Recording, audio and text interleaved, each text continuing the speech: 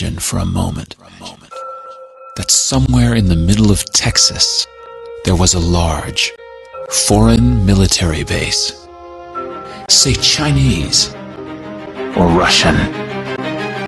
Imagine that thousands of armed foreign troops were constantly patrolling American streets in military vehicles. Imagine they were here under the auspices of keeping us safe, or promoting democracy, or protecting their strategic interests. Imagine that they operated outside of U.S. law and that the Constitution did not apply to them.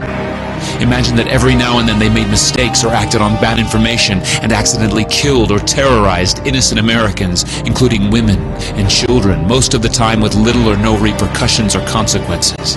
Imagine that they set up checkpoints on our soil and routinely searched and ransacked entire neighborhoods of homes.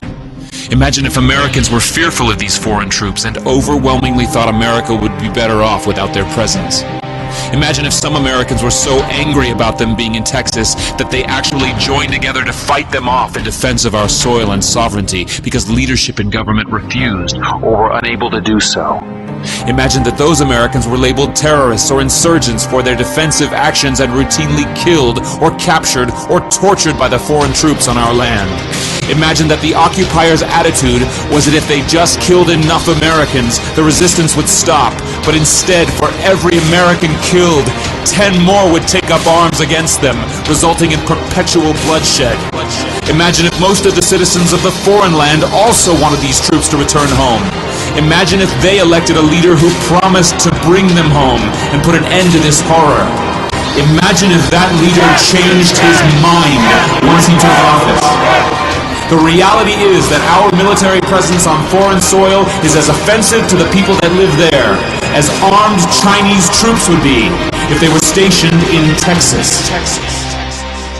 Shutting down military bases and ceasing to deal with other nations with threats and violence is not isolationism. It is the opposite. Opening ourselves up to friendship, honest trade, and diplomacy is the foreign policy of peace and prosperity. It is the only foreign policy that will not bankrupt us in the short order, as our current actions most definitely will. I share the disappointment of the American people in the foreign policy rhetoric coming from the administration. The sad thing is, our foreign policy will change eventually, as Rome's did, when all budgetary and monetary tricks to fund it are exhausted. Click here to learn how Ron Paul is America's strongest presidential candidate on national defense. Or get involved and click here to learn how to register to vote in 2012.